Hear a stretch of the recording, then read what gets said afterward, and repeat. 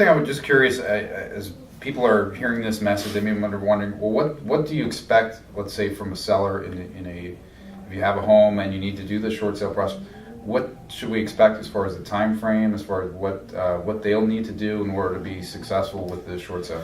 Sure. I mean, some of the big things that we have to deal with are there is a big packet that happens of documents, and it's the same essentially for fighting for a modification of your loan or doing a short sale or a deed in lieu. And just a minute on deed in lieu in the middle of that.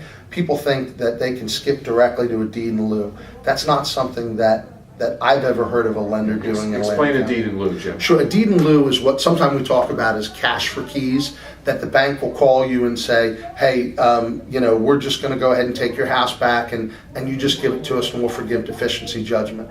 I've seen that happen a couple of times, but not in the last couple of years in Atlantic County. It has happened other places in the country, but they pinpoint different areas. So what you need to do to be even considered for a deed in lieu is you need to list it with a licensed realtor and show them that you can't get the amount that they're asking for. See, part of the process is the lender in some way appraises what they believe the house is worth, and they make a decision based on that. But you have to go through that short sale process. And if the house doesn't sell in a short sale, then you can maybe ask for a deed in lieu. But people think that they can skip the process of hiring a realtor and having that house appropriately appraised, and that's something that the lenders consider essential.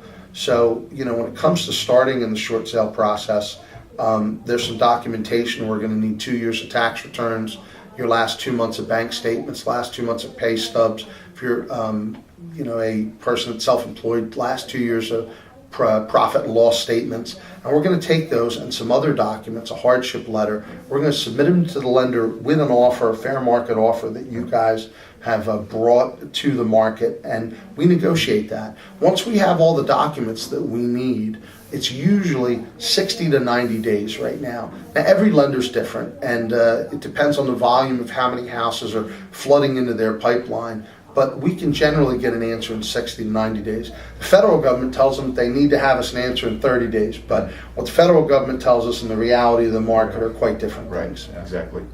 Any other questions? No. Thank you very much, Jim. Appreciate your help. Thank you. I'm going to put watching. Jim's website here, so you want to check out his website. If you have additional information, will be available on Jim's site. You can contact us on our website as well. And remember, if you would like this report, on the edge of losing your home, I'd be happy to mail this to you or email it to you. And we're here to help, and we want to help as many people as we can get through this difficult economic time that we're under right now. And the good news is, like Jim said, we can hit the reset button. We can help you do that. Right.